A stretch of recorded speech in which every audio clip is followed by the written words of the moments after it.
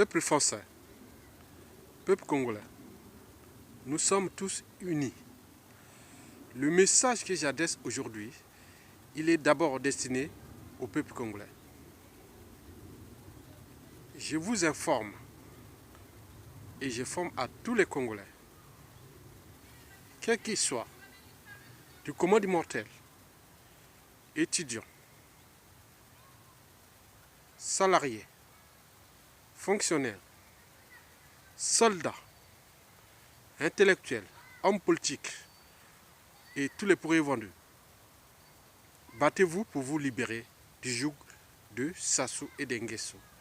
Nous devons le mettre hors d'état de nuit et maintenant. Il n'y a plus de négociations.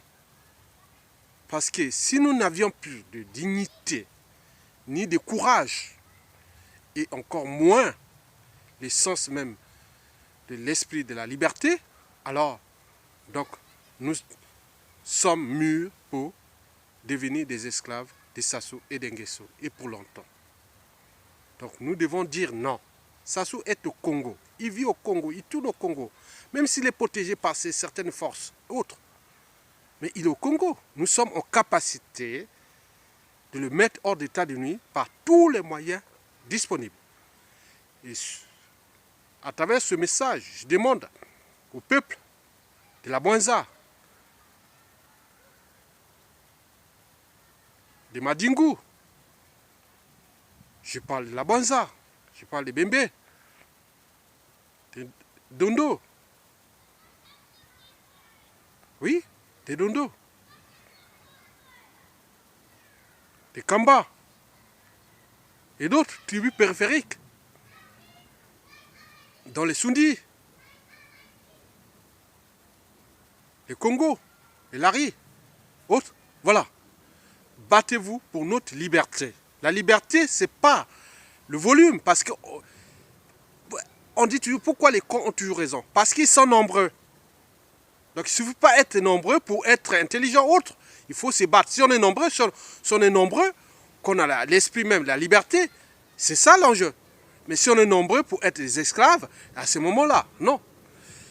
Le 15 août, le défilé du 15 août 2016 à Madingu, boycottez ce défilé-là. Et vous rentrez dans le centre du combat. Donc notre but du nord au sud, de l'est à l'ouest et au centre, et que Sassou Nguesso dégage. Et maintenant, on ne veut plus de ce gars-là. Il a trop tué. Il a trop souillé le Congo. Le Congo est devenu trop bas à cause d'un homme. Bien sûr qu'il est le pion de la France. Il faut le dire, il n'y a pas de problème. Tous les services et tous les gens, ils sont au courant. Et c'est l'objet de mon deuxième message au peuple français. Dites à votre Hollande là, Hollande, d'éjecter Sassou Nguesso vite et maintenant. Parce que ce qu'il est en train de faire là-bas, parce que la génération qui est là, nous ne sommes pas des générations du colonialisme. Hein. Et même si dans Nguesso et d'autres qui servent encore cet esprit néocolonial, ils sont prédisposés génétiquement à cet état d'esprit. Mais nous, non. On n'est pas... On s'est affranchi du déterminisme naturel, c'est-à-dire la servitude aux colons. Voilà. Si eux, ils sont comme ça, c'est bien pour eux. Vous pouvez les garder, mais le monde a changé et va changer. Et donc, ce que vous faites aujourd'hui, regardez même en France ici, les jeunes qui font le terrorisme ici en France, pour des idéaux à la con, que je dis à la con, mais ils sont nés ici, ils sont aussi. Mais et demain, vous aurez des terroristes d'État contre la France depuis les pays africains. Donc, vous devez prendre l'enjeu est grave. Le peuple français, demandez à la France, à François Hollande, que la France est en danger. Parce que ce qui se passe en ce moment en France, et la France qui veut maintenir le rang, pas de la France, mais le rang de cette oligarchie politico-affairiste française, dont on connaît les familles qui s'enrichissent sous le dos des Africains et détruisent des vies humaines là-bas. On connaît les familles. C'est des problèmes de famille ici en France. Ce n'est pas la France. Si c'est que les intérêts supérieurs de la France, ça se saurait. Le problème, c'est qu'il y a une mafia politico-familiale qui ont pris en otage des hommes politiques français, de gauche comme de droite, et qui servent leurs intérêts parce que eux, ils ont la puissance économique, ils leur donnent l'argent à travers des ponts dérivatifs, des paradis fiscaux et des combines, voilà, des fonds occultes et financements occultes et autres. Et ils sont là. C'est une lignée des mauvais. Changez de génération de la classe politique française et vous aurez changé aussi la France, l'Afrique et le monde. Ok? Donc, demandez à François Hollande d'éjecter vite Sassou Nguesso. Et maintenant, on ne veut plus. Parce que les conséquences de Sassou Nguesso, ou de tout ce que la France a fait, parce que Sassou Nguesso ne tue que des Africains. Mais le jour où on est éliminé, comme les petits jeunes ici qui sont nés ici, qui vont faire les choses, il y en a beaucoup aujourd'hui. Qui disent, et si nous on peut faire aujourd'hui, parce que si Sassou Nguesso tue que les blancs, pour que les noirs, pour qu'on reste là, personne ne parle. Mais et si demain, il y a un président africain qui peut faire aussi pareil, à ce moment, le combat de l'Afrique sera au courant de tout le monde. Donc on ne veut pas arriver là. Donc, mais c'est prévisible. C'est probable. Parce que si la France ne s'affranchit pas de ces dictatures, de ces dictateurs criminels, anticonstitutionnels, antisociaux, et surtout barbares, donc nous n'aurons pas, voilà. Moi j'ai 25 ans de France.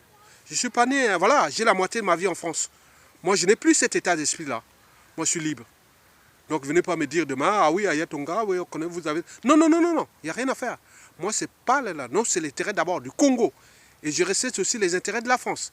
Mais on est dans un monde interdépendant. Nous avons déjà des familles mélangées, diversifiées. Et le monde aujourd'hui est là. Mais pourquoi laisser libre cours à un monsieur qui ont été tués des gens là-bas? Oui, ils tuent. Ils tuent au nom de la France. Mais quelle France? Mais pas les intérêts de la France. Parce qu'il n'y avait que ses intérêts post-coloniaux. La France sera la première puissance économique d'Europe. L'Allemagne n'a même pas de précarats en Afrique. Regarde, au lieu d'innover, de repenser, la France peut faire s'agripper à l'Afrique et les gens ici ne pensent pas, oui, on va aider l'Afrique, ils ont créé des circuits vraiment, voilà. Donc, on connaît. Donc, arrêtons cette autodestruction à l'échelle de la francophonie. Parce que la francophonie est l'espace, la francophonie africaine est l'espace qui regroupe, linguistique qui regroupe le plus grand nombre de dictateurs du continent noir. Mais à cause de qui? Mais c'est à cause de ces névrosés français. Oui, c'est des névrosés. À cause de ces attardés, des gens qui n'ont pas de valeur. C'est des immoraux. Voilà. D'ailleurs, j'ai été quelque part en novembre 2015, quelque part dans un restaurant dans le 6e arrondissement de Paris. Il y avait un gars qui disait, à côté, nous on était là, moi je faisais les cons. Il parlait des gens là, que Sassou Nguesso connaît la vie d'Hollande, de ses petits-enfants et autres. Il connaît la vie de Sarkozy. Il connaît tout. Donc il connaît tout de la France. La liberté, puisqu'il a donné tout l'argent du Congo, le PIB du Congo, c'est-à-dire il y a eu 60% du produit intérieur brut congolais qui a été distribué comme ça pour ses intérêts, pour se maintenir au pouvoir. 60%. Les 10 tiers, c'était à la France, dans les familles qu'on connaît. Donc le pays est en faillite, il n'est pas en faillite pour rien. Donc ces gens-là préfèrent prendre l'argent en poche et rechercher leur famille et parler au nom de la France comme compagnie d'assurance. Et en même temps, Sassou Nguesso tue là-bas, on vient le voir, on fait les ceci, voilà. Donc vous croyez que vous êtes là, vous croyez que c'est normal? Quand il arrive des terroristes ici, on va pleurer, on va dire, ah oui, mais non, mais on est sensible à ça. Mais attendez, il n'y a plus ça. Parce que les gens disent, non, mais à un moment donné, je suis Charlie, je suis... Mais à un moment donné, non, mais Sassou Nguesso tue plus que Daesh, ou l'État islamique, ou ces terroristes qu'on dit en France. Mais pourquoi la France le protège? Il y a un problème. Donc demandez, peuple français, demandez à la France d'éjecter vite ce monsieur qui devient le problème, qui connaît tout de la France, vos familles, autres, tous les hommes politiques français, ils connaissent. Il suffit que Sassou Nguesso tombe à un moment donné, moi-même, que je peux avoir des informations sur toutes les familles de France, parce qu'ils ont des fiches de Sarkozy, d'Hollande, et nana. Ils ont tout sur ces gens de France. Vous voyez comment la classe politique française a vendu la France à un dictateur pour les intérêts personnels. Donc ces hommes politiques français ne roulent pas pour l'intérêt général des États, c'est-à-dire défendent d'abord les intérêts de la France en tant qu'État, mais défendent les intérêts de la France en tant que produit pour eux, pour qu'ils soient toujours là à rouler, à dérouler, gauche comme des ping-pong, hein, ils changent, gauche, droite, ils changent. Ça ne s'arrête pas. Et l'Allemagne n'a pas de précaré en Afrique. Mais regardez comment l'Allemagne est la première puissance économique d'Europe. Et l'Angleterre, déjà, il s'est affranchi de l'Afrique. Et vous voyez que dans les pays africains anglophones, où il y a plus de liberté, même si la situation anthropologique est un peu pareille dans toute l'Afrique, mais en termes de valeur, de liberté, on voit que les puissances économiques sont anglophones. Mais pourquoi? Parce que la France ne veut pas que l'Afrique noire, l'Afrique francophone se développe. Donc il maintient ses dictateurs et ce n'est pas la France. C'est ces gens-là. Je vous donne au premier lieu, il y a certaines multinationales, bien sûr, ils se battent, ils sont en compétitivité à l'échelle globale, mondiale. Mais il y a aussi, le deuxième, c'est ces réseaux de financement occultes politiques qui maintiennent ces gens pour qu'ils les financent, les campagnes électorales ici en France.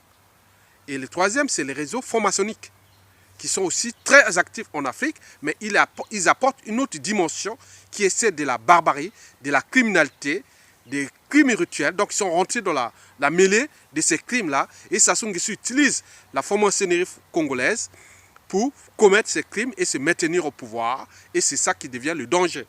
Donc, et si demain, Sassou Nguesso tombe, quand on se retrouve dans des situations incontrôlables, oui, nous pouvons arriver à des situations incontrôlables. Parce que Sassou Nguesso a trop tué au nom de sa famille, au nom de son pouvoir, au nom de sa servitude volontaire à ces névrosés français qui sont de gauche comme de droite, qui sont là parmi nous. Hein. Voilà. Donc nous aujourd'hui, en 2017, par exemple, l'élection présidentielle, j'ai ma lignée génétique qui va voter. Donc les produits de ma sémence qui vont voter. Et tant oublié d'autres autres. Mais quelle information je vais les dire? Et moi demain, si je me retrouve au Congo-Brazzaville, et quelle information qui va dire que moi je vais repenser la France par rapport à son jeu-là. Donc, il y a un problème qui est là, et je ne vais pas rentrer dans les intérêts des États, mais sachant que s'il arrive quelque chose, ce qui s'est passé, nous pourrons arriver à la situation du Rwanda. D'où l'enjeu de jouer ça. Parce que si nous ne déjouons pas ça maintenant, nous avons un général qui s'appelle Général Mokoko. C'est l'homme qui devait devenir président du Congo. Bon, maintenant aujourd'hui avec l'état actuel de la situation de son emprisonnement et autres, mais on aurait pu faire une période de transition, repenser les choses normalement, et repenser nos enjeux, coopération France-Afrique, France-Congo, bilatéraux, plein de choses, problème de francs CFA, des coopérations militaires, comment nous allons repenser la francophonie et autres. Voilà. Donc, mais vous êtes en train de nous entraîner vers la sortie de la zone francophone. Le Rwanda, regardez le Rwanda. Donc faites-le maintenant, c'est pas grave. Faites-le maintenant. Éjectez-nous ce monstre. Mais sinon, parce que si le Congo c'est un petit pays, Congo-Brazzaville, avec son grand voisin de la RDC, Congo démocratique ou Congo-Kinshasa. Mais si le Congo initie une situation, je pense que ça va affecter toute la sous-région d'Afrique centrale ou équatoriale, la région la plus riche du continent noir, en termes de biodiversité floristique et faunistique, des réseaux hydrographiques et de l'avenir de l'Afrique et du monde aussi. Donc faites quelque chose, la France, les Français. Parlez individuellement et collectivement à vos élus, à vos députés, à votre maire, à votre femme, à votre mari, à tout le monde, les enfants autres, tout ce qu'il a, c'est que cette oligarchie politique et africaine française, franc-maçonnique, en train de faire dans la zone d'Afrique francophone n'est pas bon. Parce que l'Afrique francophone est l'espace linguistique qui regroupe le plus grand nombre de dictateurs au monde. Sinon, si ce n'est qu'en Afrique centrale et sur le continent noir. Allez-vous me regarder. On parle de stabilité, de paix. Est-ce qu'il peut y avoir de paix sans justice? On parle de la stabilité régionale. Est-ce que si on tue les gens, c'est ça la stabilité? Les gens n'ont aucune condition humaine. L'accès à l'eau, à l'énergie, à l'électricité, aux soins, à la mobilité, à l'éducation, à la justice, au strict minimum des conditions sociales, etc. etc. Et c'est ça la paix. Les gens n'ont même pas accès aux droits fondamentaux et aux libertés fondamentales. C'est ça la paix? Vous venez vendre des dictateurs parce que les sous-régions, non. Non, c'est pas ça. Ce n'est pas les intelligences qui manquent en Afrique. Il n'y a pas de monopole de technologie et de puissance économique. Être ministre, président de la République, élu, député, sénateur, autre, n'est pas un métier. C'est une fonction. Il faut avoir une vision, des engagements, un état d'esprit, une volonté d'intérêt général. Et ça, c'est ce qui ne manque pas en Afrique. Donc, il faut laisser cette intelligence repenser l'Afrique de demain en vue d'abord de créer des valeurs ajoutées économiques avec des indicateurs ou des paramètres macroéconomiques qui pourront être augmentés pour que l'Afrique devienne aussi, comme la Chine et d'autres, vos consommateurs des produits technologiques et touristiques européens ou français. Mais pourquoi vous ne le faites pas? Et aussi, la question ne doit pas se terminer là, parce que nous sommes dans une course face à la pénurie des ressources. Les besoins de consommation ou de développement de croissance mondiale sont illimités, alors que les ressources naturelles sont limitées. Donc il faut repenser ça. Donc d'où l'enjeu d'éducation, pour qu'il y ait des populations justes par rapport aux enjeux de la durabilité et de la survie de l'humanité et de la planète Terre sur différentes échelles. Je parle des celles individuelles, locales, communales même, régionales, nationales, continentales et planétaires. Donc le combat devient planétaire. Donc le problème des Sassou Nguesso, c'est terminé. La France doit éjecter vite et Sassou Nguesso et maintenant. Et nous devons repenser ensemble les nouveaux enjeux. C'était une étape post-coloniale. Parce que nous ne sommes plus les enfants des colonies. Non. Mais je vous informe, je vous donne une livre d'information. Je ne suis que la partie émergée de cette contestation. Mais il y a des gens qui ne parlent pas. Les gens qui pensent même à un génocide sélectif contre les Nguesso. Les règlements en cadre de souillage, autres. Mais si Sassou Nguesso fait le con, parce que Mokoko est du Nord, qu'il a eu les guerres des égaux entre le Nord et autres, mais Mokoko ne pourrait pas tuer Sassou Nguesso, hein. Il ne pourrait même pas l'emprisonner comme ça. Donc il faudrait des preuves, il faudrait des choses, mais même s'il soit emprisonné par rapport à la volonté générale, mais il sera traité dans les conditions humaines, puisque nous sommes là pour repenser les valeurs humaines, dans le sens même de la justice. Donc, le danger de Mokoko, de Sassou Nguesso, ce n'est pas Mokoko. Le danger de Sassou Nguesso, ce n'est pas le peuple, c'est lui-même. Et ses serviteurs, et ses dignitaires, et son clan, et ses familles au pouvoir. Donc le Congo va les traiter dans les conditions dignes. Donc c'est à lui-même de prendre ses responsabilités. S'il ne prend pas ses responsabilités, et si ces esprits qui sont dans la synthèse des choses ne sont pas au pouvoir pendant le chaos, mais je suis sûr et certain qu'un génocide sélectif est prévisible, ou voire probable, contre les Nguesso bien sûr. Je vous dis sincèrement. Parce que ce qu'il a fait dans le pool, c'est inacceptable. Ce qu'il a fait aussi au Rwanda, c'est les Kouyou, les Pingwabi, jusqu'à nos jours. Mais les gens se terrent là-bas parce que ça soit encore là. Mais le jour où il ne sera plus là, mais je suis sûr et certain que, voilà, je ne peux pas donner toutes les informations dont je suis au courant. Et aussi à Makwa, dans la Likwala, dans les plateaux, aussi dans la cuvette ouest, et surtout dans le pool. les Nimolek, qui n'ont pas compris que ce mec, que nous avons fait un pacte ensemble, qui est venu prendre le pouvoir par la force, et donc tu connais. Donc, Sassou Nguesso et les Nguesso, et tout ça, ils sont en danger. Donc, nous devons trouver des solutions. Voilà. Mais pas dans le sens des dialogues. Non, le dialogue n'a rien à voir. On ne veut pas de dialogue. Nous voulons simplement que Sassou dégage. Et il y aura des intelligences, il y aura des hommes de synthèse, de la raison, de la pleine conscience, des valeurs morales, plus que le yokasi, qui vont dire non, oui, ça c'était pas bien, ça c'était pas bon, mais il n'y aura pas mort d'homme. Je suis sûr et certain, nous protégerons des vies au Congo, mais la prison non. La prison, on ne protégera pas, parce que c'est la justice du peuple. Bon, d'autres vont aller pour des peines de 1 an à 10 ans, d'autres jusqu'à la fin de leur vie. Bon, ce sera comme ça. Il n'y a rien à faire. Parce qu'un État qui ne punit pas ceux qui l'ont tué, qui l'ont trahi, qui ont tué des gens, qui ont tué, c'est un État qui, inéluctablement, va répondre les mêmes erreurs. Donc, d'où l'enjeu de repenser ça. Et en terminant mon allocution, je lance encore un message au peuple congolais. Soyez dignes. Ne restez pas des lâches.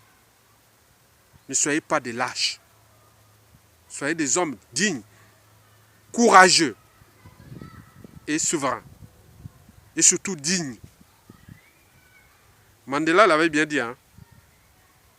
J'ai appris que le courage n'est pas l'absence de peur, mais la capacité de la vaincre. Voilà. Nous sommes les peuples souverains. C'est nous qui faisons le monde. Sassou, c'est un locataire. Nous sommes les propriétaires. Nous sommes les souverains peuples.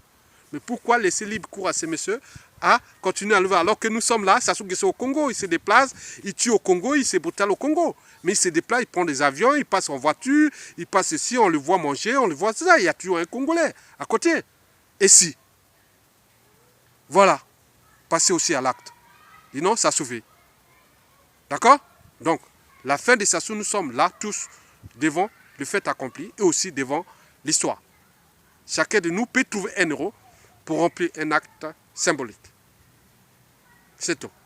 Mais du côté de la France, l'Afrique, comme l'avait dit celui qui était candidat au Bénin, là, comment on l'appelle, hein? Lionel Zouzou, voilà. Il avait dit quoi? L'Afrique doit être décolonisée par la France. Mais non, je ne suis pas dans sa conception. Mais on sait ce qu'il avait dit que l'Afrique pense en français, autre, c'est vrai. Parce que la langue française, elle est appréciée aussi en France, dans le monde et aussi en Afrique francophone.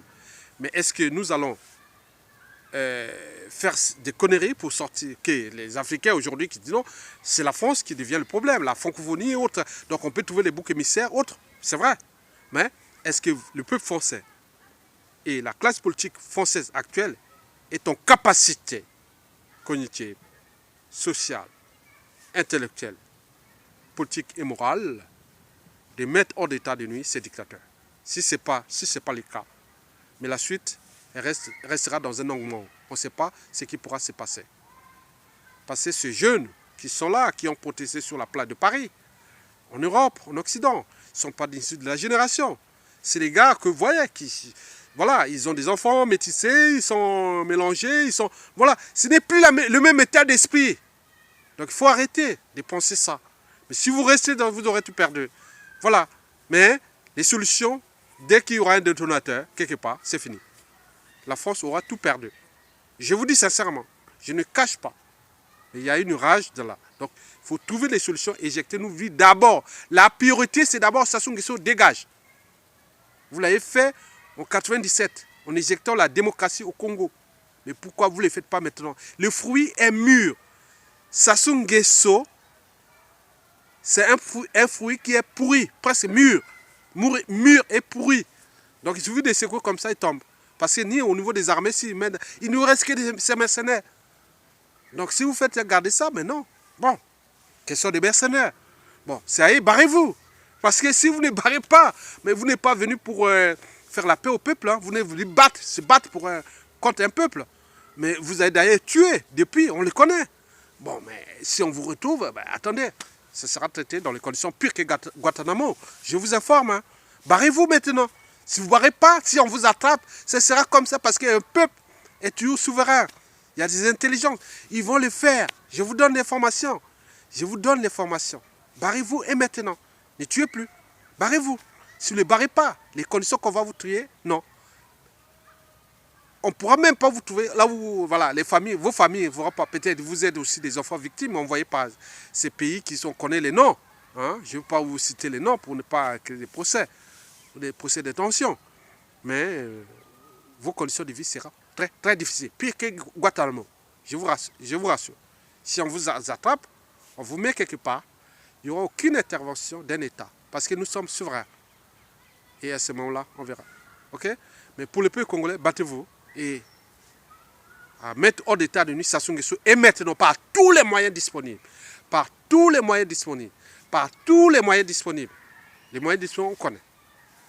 Humain, matériel, lobbying, rébellion. Voilà, bon, je ne vais pas décider pour mettre en état de nuit un individu qui est en train de détruire tout un État. Parce que le pays sera complètement désintégré d'ici 2018, 2019, 2020. Si ce mec-là reste là, il est en train de tout détruire. Il est là pour détruire. Et nous sommes là, dans la lâcheté, en train de l'accompagner. Arrêtons d'être lâches. On n'est pas des lâches. On n'est pas des génétiquement lâches. Restez des gens dignes. Ces individus qui ont trahi le Congo, des opposants, tous ces gens-là, c'est des merdes. C'est des lâches. Ils n'ont pas de cerveau. Il ne suffit pas être nombreux, 10 ou 20. Suturez-vous. On peut trouver un ami à Talangaï, un ami à Wenze, un ami à Bakongo, un ami à Maklekele, à Filou, partout. Et déterminer, un qui est militaire, un qui est policier, un qui est nanana, et mettez les informations entre vous, trouvez un jour T, et passons les trucs complices, et vous dites là, vous prenez les choses. Marine Ngouabi, Thomas Sankara, ils n'avaient même pas 30 ans quand ils ont pris le pouvoir. Mais vous n'allez pas prendre le pouvoir pour prendre le pouvoir, c'est pour éjecter d'abord ce mec et construire les choses ensemble, et vous allez rentrer dans l'histoire du Congo, parce que la génération qui arrive, elle n'est plus celle-là, du passé-là, ces gens-là. Donc faites quelque chose, ne parlez à personne. Si vous voulez faire votre coup, faites-la. Mais le jour où ça changera, le peuple va vous honorer parce que la nouvelle génération ne sera plus celle de ce Congo-là. La matière grise totale arrive. Et nous allons réformer ce Congo, restructurer nos forces, restructurer notre économie, restructurer notre environnement social, judiciaire, pénitentiaire, autres, tout. Donc nous sommes ensemble, ok? Allez, salut et peuple congolais. Pas de ceux qui vont assister au meeting là, ou je sais pas, le truc de Sassou là, comme il fait d'habitude, quand il arrête les opposants, et après il vient faire les trucs là-bas, parce que c'est l'air combine, il est là.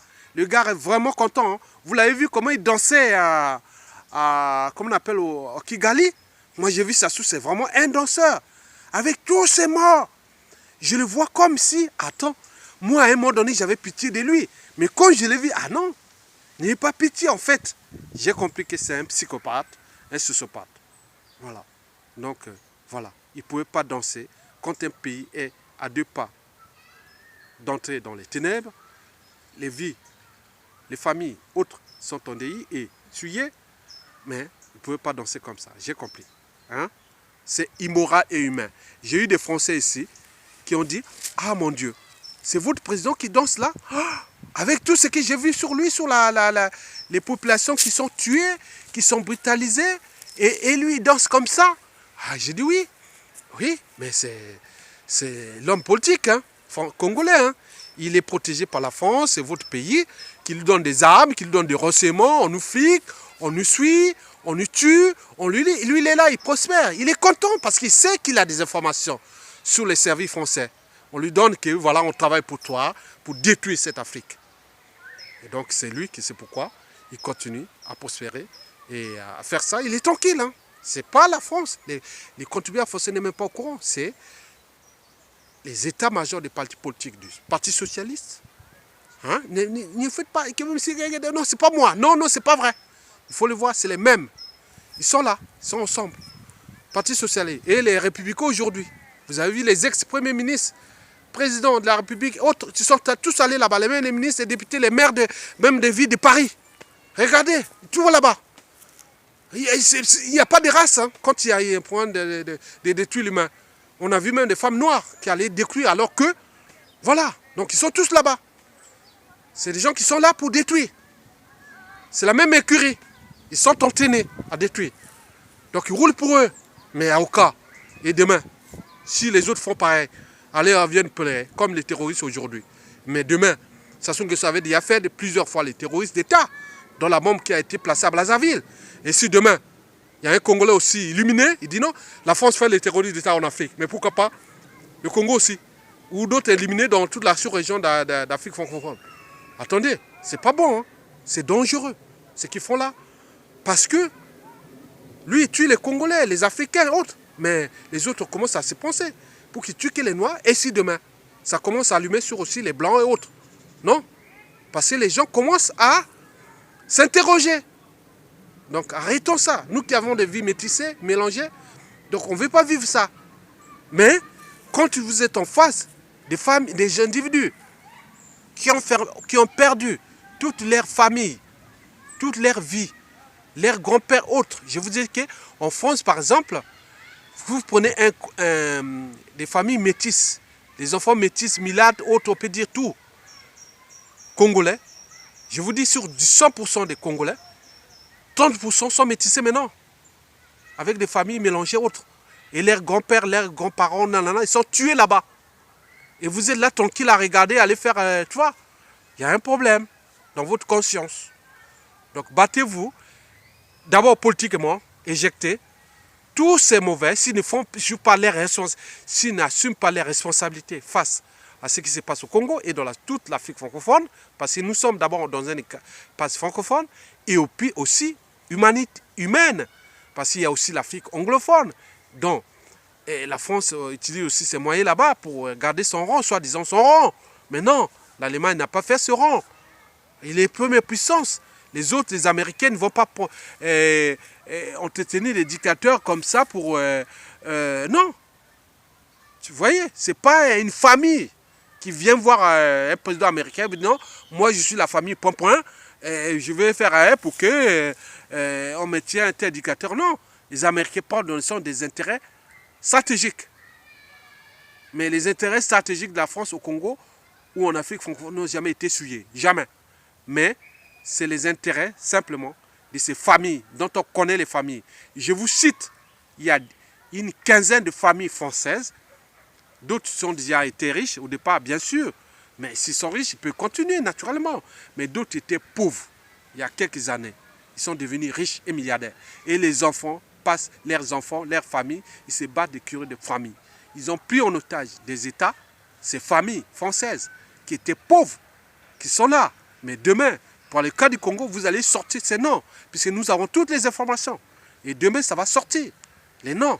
Et ça sera en fonction des enjeux politiques françaises. Et nous allons sortir des informations au fur et à mesure, par des scoops dans les médias français les plus libres. Nous allons livrer ces informations-là des États, puisque eux, ils ont fait contre nous.